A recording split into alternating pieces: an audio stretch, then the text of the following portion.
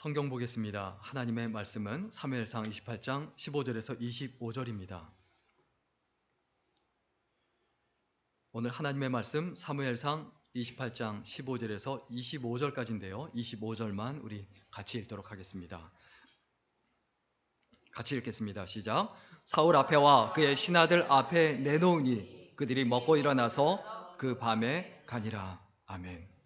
오늘은 한계는 생장점을 의미한다. 한계는 생장점을 의미한다는 제목으로 함께 하나님의 말씀 나누겠습니다.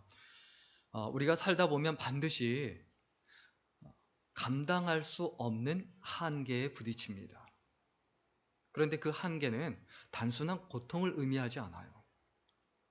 그 한계를 통해서 우리의 믿음이 드러나고 내 상태가 드러나고 그리고 그 한계를 잘 극복하고 감당하면 엄청난 생각지도 못할 정도의 결과가 나타난다는 것을 우리가 기억해야 합니다. 영어 단어에 보면 프림즐 마크라는 단어가 있습니다. 이 프림즐 마크라는 단어가 뭐냐면 배를 보면 반드시 위에 부분은 검은색으로 되어 있고 밑에 부분은 반드시 빨간색으로 되어 있어요. 저 빨간색으로 칠해놓은 부분, 저 선이 뭐냐 하면 바로 프림즐 마크라고 합니다.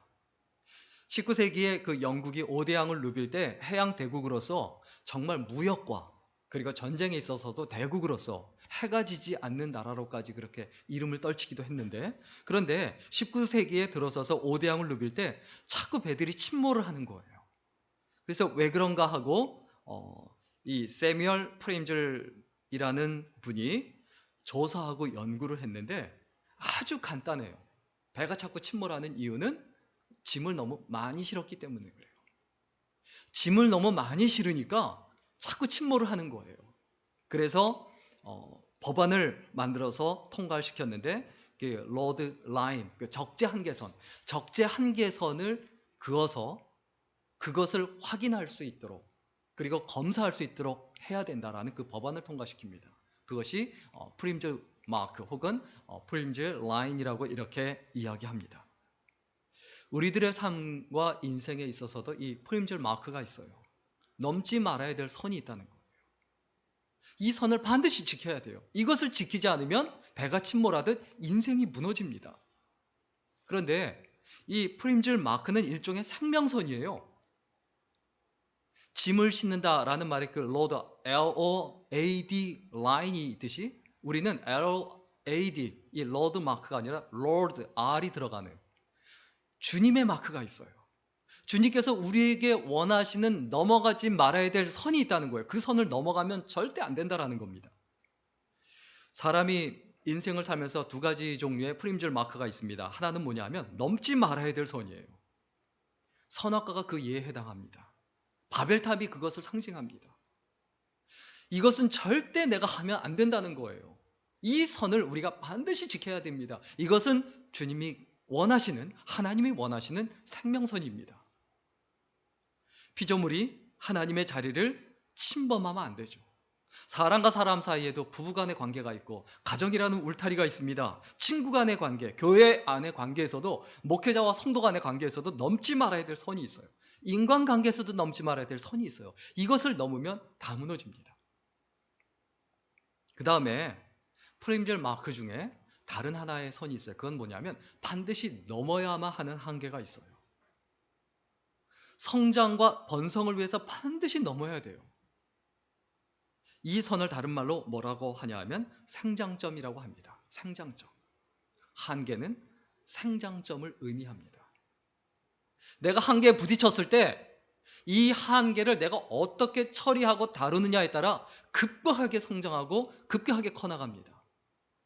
이 생장점에는 반드시 성장통이 따릅니다. 아이들이 어렸을 때 그걸 못 느끼다가 갑자기 무릎이 아프다고 그래요. 주로 무릎에서 키가 크거든요. 생장점이 거기 있거든요. 우리가 그것을 잘 지키고 그 기간을 잘 넘겨야지만이 성장한다는 것을 잊어버리지 말아야 합니다. 사울 왕이 이 프림즐 마크를 지키지 못한 사람이에요. 넘지 말아야 될 선을 넘어간 사람이에요. 그리고 넘어야 될 한계를 못 넘은 사람이에요. 물이 100도가 돼야 끓는데 99도까지 가면 소용이 없어요. 100도가 돼야 끓어요. 마찬가지입니다. 그 한계점까지 가야 된다는 겁니다. 그러면 우리가 상장점을 터뜨려서 어떻게 하면 번성하는 인생이 되고 부흥하는 교회가 되고 그리고 흥왕하는, 그리고 하나님 앞에 귀하게 쓰임받는 그런 강력한 개인의 인생이 될 수 있는가? 생장점을 터뜨리라는 겁니다. 그 생장점을 터뜨리기 위한 조건이 있습니다. 그게 먼저 뭐냐면 하나님을 초대해야 돼요. 내 인생에 하나님을 초대해라. 우리 오늘 본문 15절 말씀 같이 보겠습니다. 오늘 본문 15절 말씀 같이 볼까요? 같이 읽습니다. 시작. 사무엘이 사울에게 이르되 네가 어찌하여 나를 불러 올려서 나를 성가시게 하느냐 하니 사울이 대답하되 나는 심히 다급하니이다. 블레셋 사람들은 나를 향하여 군대를 일으켰고 하나님은 나를 떠나서 다시는 선지자로도 꿈으로도 내게 대답하지 아니하시기로 내가 행할 일을 알아보려고 당신을 불러 올렸나이다 하더라. 우리의 인생에서 생장점을 터뜨리는 그 방법과 비결은 뭐냐? 다급할수록 더욱더 하나님께 매달려야 돼요. 이 사울 왕의 치명적인 문제가 뭐냐 하면 영적인 지도자를 우습게 여겼어요. 그리고 넘지 말아야 될 선을 계속 넘어서 자기가 왕임에도 불구하고 자기가 자기 마음대로 제사를 지내고 사무엘을 우습게 알고 선지자의 말을 우습게 알았어요. 끊임없이 하나님께서는 선지자를 세우시고 하나님 말씀을 전하는 사람을 반드시 우리의 삶과 우리의 인생에서 남겨놓으십니다. 그런데 그 말을 들어야 돼요. 내 생장점이 터지려면, 내 인생이 잘 되려면 하나님 말씀을 들어야 되고, 그리고 내가 불신앙 가운데 있고 죄악 가운데 있으면 그 말씀이 들리지가 않아요. 그럼 어떻게 해야 됩니까? 믿음의 사람, 하나님의 말씀을 전해줄 사람, 하나님을 초대한다라는 건 하나님의 사람을 초대해서 말씀을 듣고 말씀 앞에 무릎 꿇는 것을 먼저 해야 되죠. 결국 이 사울 왕은 어떻게 합니까? 뭐 그렇게 제사 드리지도 않고 선지자를 또 초대하지도 않고 누구에게 찾아갑니까? 무당에게 찾아가요. 그래서 귀신을 불러 올려요. 그래서 귀신이 뭐라고 말하고 어떻게 합니까? 결국 귀신에게 어떤 말을 듣습니까? 우리 16절 17절 말씀 같이 읽겠습니다. 시작. 사무엘이 이르되 여호와께서 너를 떠나 내 대적이 되셨거늘 네가 어찌하여 내게 묻느냐? 여호와께서 나를 통하여 말씀하신 대로 내게 행하사 나라를 내 손에서 떼어 내 이웃 다윗에게 주셨느니라. 자, 무당이 귀신을 끌어올렸는데 그게 사무엘이라고 해요. 근데 사실은 귀신이죠. 사무엘은 아니죠. 그런데 귀신이 하는 말이 그 무당을 통해서 하는 말이에요. 사무엘이 이르되 여호와께서 너를 떠나 내 대적이 되셨거늘 어찌하여 내게 묻느냐?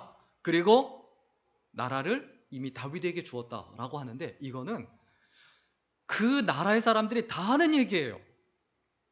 사무엘 선지자 다 알고요. 이스라엘 백성은 사울 왕 다 알고 다윗 다 알아요. 그런데 사울 왕이 잘못 행했고 그래서 하나님께서 다윗에게 안수를 했고 기름을 부어서 왕을 세우릴까라는 걸 귀신만 아는 게 아니라요. 다 알아요. 이건 귀신만 아는 사실이 아니에요. 모두가 다 아는 사실인데 누구만 모릅니까? 사울 왕 자신만 모르는 거예요. 우리의 마음에, 우리의 인생에 무엇을 계속 초대하고 있는지 생각해 봐야 합니다. 정확하게 얘기하면 내 머릿속에, 내 마음속에 어떤 것으로 가득해 있는가? 하나님으로 가득해 있어야 하나님을 모시게 돼요. 다른 것으로 가득하지 않으면 다른 것을 모시게 돼 있어요. 사울 왕의 문제는 뭡니까? 전쟁에서 이기는 것 외에는 관심 없어요. 왜 무당까지 찾아옵니까? 블레셋과의 전쟁에서 이기는 거거든요. 그것을 위해서 수단과 방법을 안 가려요. 여전히 그의 삶에 있어서 변함이 없고 결국은 그것 때문에 살다가 그것 때문에 죽습니다. 목회자의 존재 이유는 간단합니다. 하나님을 초대하는 가정, 하나님을 초청하는 인생이 되도록 도움을 주기 위해서죠.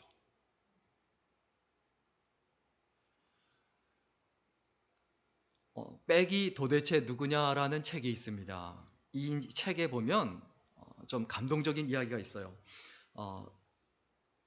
1996년에 미국에서 회계학 공부를 하고 그 당시 미국 최상위 회계법인 6군데 중에서 4군데의 회계 회사 중에 4군데에서 입사 제의를 받았어요.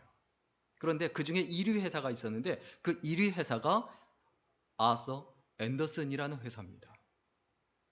그런데 그 회사에 갔더니 문제점은 뭐냐 하면 주일날 교회를 가지 못한다는 거예요. 워낙 바쁘기 때문에 월요일까지 일을 처리해야 되기 때문에 주일날 출근을 해야 된다는 게 조건이에요. 이 자리에서 그 순간에 심각하게 고민을 합니다. 근데 이 회계사 회사들이 다 그래요. 다 그래요. 그런데 그 6개 회사 중에 합격한 마지막 6번째 꼴찌 회사, 그 회사가 유기인 회사가 쿠퍼스 라이브랜드라는 회사인데, 그 회사에서 면접을 하는데 그 회사만 유일하게 주의를 지키게 해주겠다는 거예요. 그리고 그 회사의 오너도 크리스천이고, 그래서 유기 회사에 선택을 합니다. 다른 사람들이 다 미쳤다고 그래요. 너 제정신이냐? 왜 1위 회사를 놔두고 왜 꼴찌 회사를 가느냐? 손가락질하고, 그리고 이야기를 하는데, 누구나 그런 질문할 때 그 모든 사람에게 한결같이 대답하기를, 나는 크리스천이기 때문에 주의를 지켜야 합니다. 내 인생에서는 그것이 더 중요합니다. 그런데 사람 일은 한치 앞도 알 수가 없고 내다볼 수 없죠. 2001년에 아서 앤더슨이라는 회사는 그 앨런이라는 회사의 회계 부정 사건에 휘말립니다. 왜냐하면 정확하게 회계 정리를 해줘야 되는데 그걸 안 해준 거예요. 그래서 그 회사가 문을 닫고 망가집니다. 반면에 이 책의 저자가 다닌 회사는 98년에 빅5 중에 하나인 그 프라이스 워터하우스라는 회사하고 합병해서 넘버원 회사로 도약을 합니다. 그런데 여기서 꼭 우리가 착각하는 게 있어요. 1위 회사에 다녀야 된다. 이게 항상 초점이고 그게 하나님 은혜라고 생각해요. 뭐가 하나님의 은혜입니까? 내가 주의를 지킬 수 있는 게 하나님의 은혜예요. 내가 다니는 회사가 그렇게 했더니 복을 주셔서 6위에서 1위가 되었더라. 이게 복이 아니에요. 내가 끊임없이 변함없이 어느 자리에서든 예배자로 살아갈 수 있다. 이것이 은혜고, 내가 하나님을 내 삶과 내 인생에 초대하고, 그리고 내가 하나님 앞에 믿음의 자리에 끊임없이 나가는 것, 이것이 은혜다. 하나님을 초대하는 인생이 되어야 된다. 이것이 은혜라는 거죠. 이것이 축복이라는 거죠. 그래야 생장점이 터집니다. 그 다음에 또한 더 나가서 어떻게 해야 우리의 삶에 한계점에 부딪혔을 때 그 한계가 생장점이 되고, 그리고 그 생장점이 터지느냐? 나의 한계를 정확하게 인식해야 돼요. 내가 해야 할 것과 하지 말아야 될 것, 내가 할 수 있는 것과 할 수 없는 것이 있어요. 그것을 정확하게 알아야 되죠. 먼저 18절과 19절 말씀 우리 같이 읽을까요? 18절과 19절입니다. 같이 읽습니다. 시작. 내가 여호와의 목소리를 순종하지 아니하고 그의 진노를 아말렉에게 쏟지 아니하였으므로 여호와께서 오늘 이 일을 내게 행하셨고, 여호와께서 이스라엘을 너와 함께 블레셋 사람들의 손에 넘기시리니 내일 너와 내 아들들이 나와 함께 있으리라. 여호와께서 또 이스라엘 군대를 블레셋 사람들의 손에 넘기시리라 하는지라. 자, 사울 집안이 무너진 것은요, 하루아침에 무너진 게 아니에요. 귀신을 통해, 무당을 통해 뭐라고 책망받습니까? 네가 여호와의 목소리를 순종하지 아니하고. 이건 한 번 순종하지 않았다는 게 아니에요. 계속. 그리고 그의 진노를 아말렉에게 쏟아붓지 아니하였으므로, 아말렉을 부숴야 되는데 함께하고 노량물만 취하고, 그리고 그래서 여호와께서 오늘 이 일을 내가 행하셨다.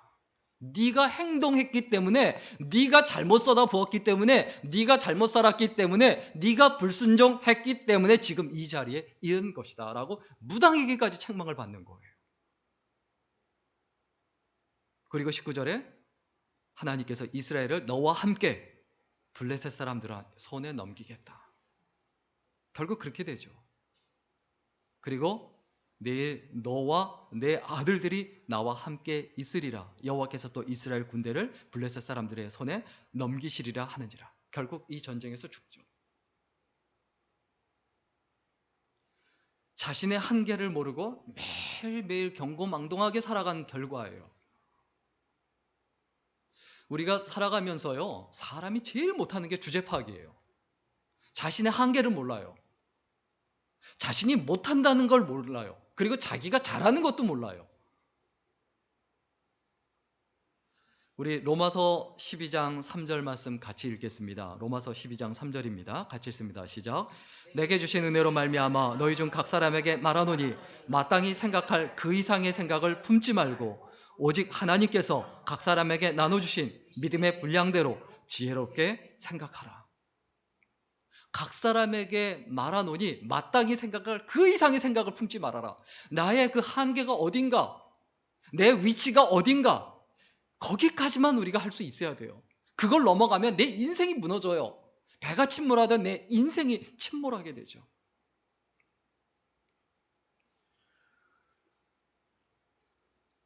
흑인 한 소년이 있습니다. 고등학교 때 코카콜라 회사에서 아르바이트생으로 일을 했어요. 근데 주로 하는 일이 뭐냐면 바닥에 흘러내린 코카콜라를 닦아내는 거예요. 한 번은 50개 그 콜라병이 든 상자가 터졌습니다. 그런데 아무도 그걸 닦아내지 않아요. 본 척도 안 하고. 같은 일을 하고 있어도 서로 미루고 있고 눈치만 보고 안 하는 거예요. 그런데 이 소녀는 아무 말 하지 않고 엎드려서 열심히 콜라를 닦아냅니다. 이 소녀는 자메이카 출신으로 항상 가난했고 학교 성적도 바닥이었어요. 그런데 이 소년에겐 남들이 갖지 못한 장점이 있었어요. 늘 정직하고 성실했고 시련 앞에서도 담대하고 배짱이 있었어요. 근데 이 사람이 정직과 성실과 투지라는 이것 가지고 결국 이 사람이 어떤 사람이 됐냐? 미국의 합참 의장이 됩니다. 이 사람이 바로 그 유명한 콜린 파월이죠. 이 콜린 파월이 갖고 있는 좌우명이 있어요. 시련은 나를 강하게 한다. 자신의 종교를 뚜렷하게 나는 기독교다, 크리스천이다 분명히 밝혀요. 이 사람의 삶과 인생에 있어서 우리가 분명히 기억해야 되죠.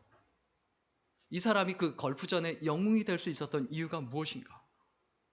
백인도 아니고 앵글로색슨족도 아니고 배경도 없는 그런 아프리카, 자메이카 출신의 이 가난한 흑인 소년이 이런 인물이 될 수 있었던 이유가 무엇인가? 그 비결을 자기는 간단하게 얘기를 해요. 역경은 사람을 강하게 만든다. 역경에 굴복하면 고난은 오히려 눈덩이처럼 커진다는 거예요. 역경에 굴복하지 않는다는 거예요. 역경에 부딪혔다고 한계점에 부딪혔다고 딴 생각하지 않는 거예요. 엉뚱한 생각하지 않는 거예요. 인간적인 수단과 방법이 아니라 자신의 한계를 인식을 했으면 그 다음에 하나님께 더 가까이 나아가고 그리고 하나님께 더 가까이 나아가고 매달려야 된다는 걸 의미하죠. 우리에겐 한계가 있어요. 건강과 생명의 한계가 있습니다. 창세기 6장 3절에 있는 말씀 우리 같이 읽겠습니다. 시작. 여호와께서 이르시되 나의 신이 영원히 사람과 함께하지 아니하리니 이는 그들이 육체가 됨이라. 그러나 그들의 날은 120년이 되리라 하시니라. 자, 120년에 대한 그 해석이 분분해요. 배를 짓는 기간이다. 인간의 수명을 의미한다. 상관없어요. 배를 짓는 기간이든 인간의 한계를 말하든 어쨌든 인간에게 한계가 있다는 건 똑같은 얘기예요. 내가 살아갈 수 있는 날이 한계가 있어요. 그 한계를 알아야 돼요. 내 한계를 인식하지 못하고 영원히 장생불사할 것처럼 살아가면 안 된다는 거죠. 그리고 우리는 경제적인 여건의 한계가 있어요. 우리 잠언 24장 27절 같이 읽겠습니다. 같이 읽습니다. 시작. 내 일을 밖에서 다스리며 밭에서 예비하고 그 후에 내 집을 세울지니라. 자, 집이 좋다고 집에만 있으면 어떻게 합니까?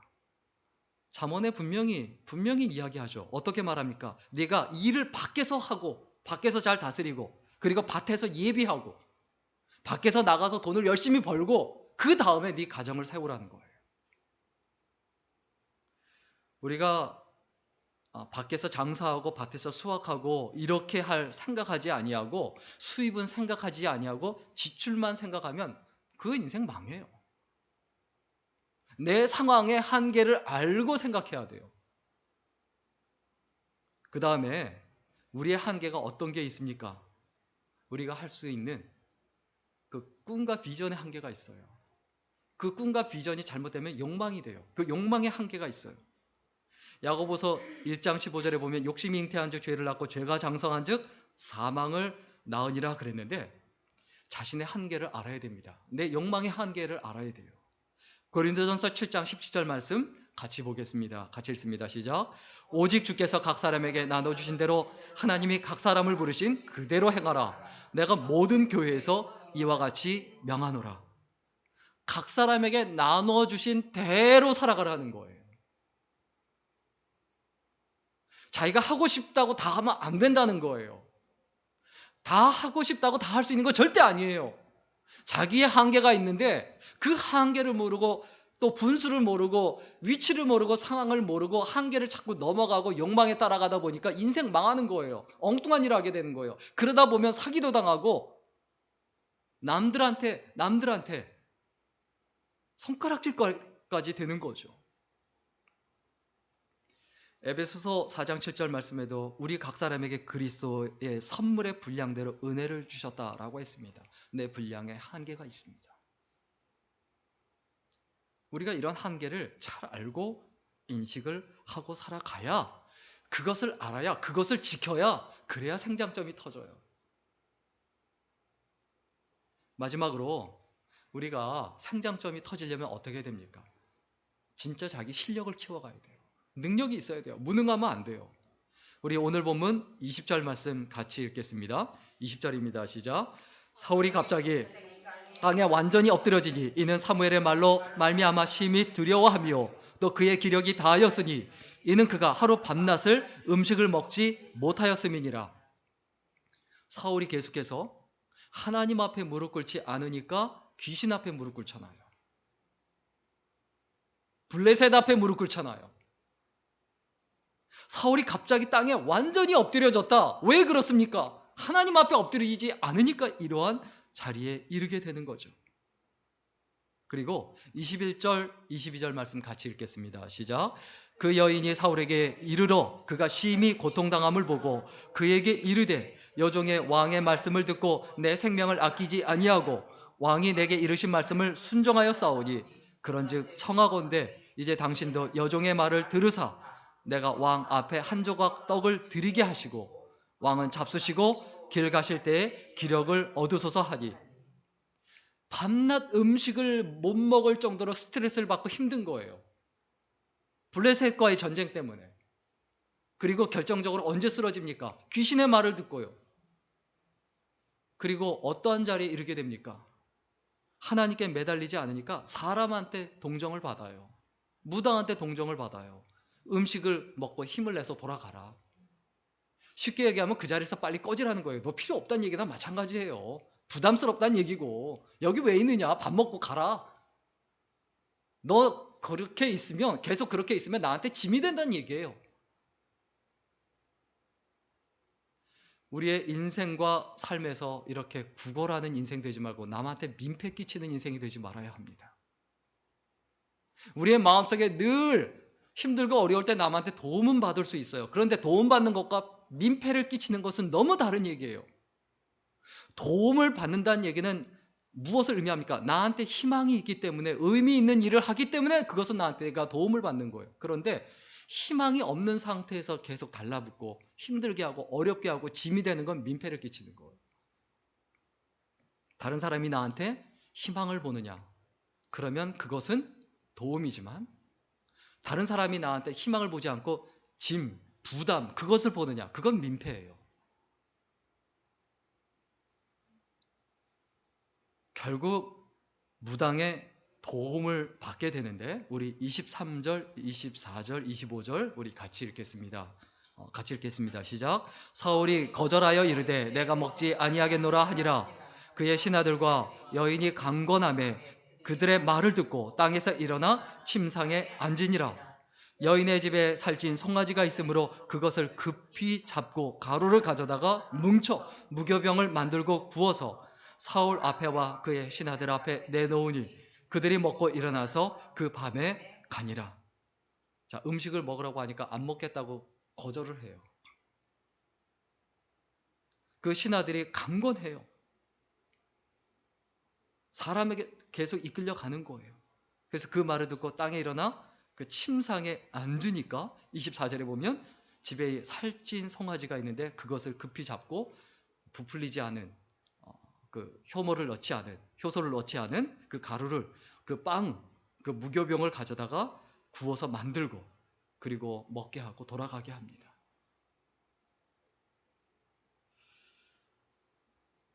우리가 다른 사람의 삶에 어떤 인생으로 존재하는지 생각해 봐야 합니다. 사울은 날아가는 새도 떨어뜨릴 정도의 권력이 있고 힘이 있는 사람이었어요. 근데 그러면 뭐합니까? 하루아침에 무너져요. 무당인 그 여인 앞에 쓰러져서 일어나지도 못해요. 하나님을 따라가지 않고 다윗을 쫓아다니는 시기와 질투를 쫓아다닌 결과예요. 분노를 쫓아다닌 결과예요. 자기 욕심을 쫓아다닌 결과예요. 마지못해 음식을 먹고 일어나서 집으로 돌아갑니다. 그런데 그 걸음이 하나님께로 나아가는 걸음이어야 하는데 25절에 사울 앞에와 그의 신하들 앞에 내놓으니 그들이 먹고 일어나서 그 밤에 갔다. 사람에게 도움을 얻어서라도 일어났다라고 하면 그 다음에 일어나서 무엇을 해야 합니까? 예배자가 돼야 하고 하나님 앞에 가야 하는데 그들은 그러지 않았어요. 오늘 말씀을 통해서 정말 상장점이 터지는 한계를 진짜 극복하는 그 비결이 뭐냐? 우리 시편 84편 5절 말씀 같이 읽어보겠습니다. 시편 84편 5절이에요. 같이 읽습니다. 시작. 주께 힘을 얻고 그 마음에 시온에 데려가 있는 자는 복이 있나이다.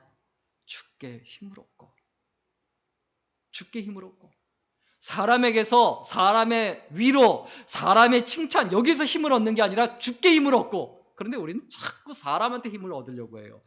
이거 잘한다 뭐 예쁘다 자꾸 사람한테 그런 말만 들으려고 해요.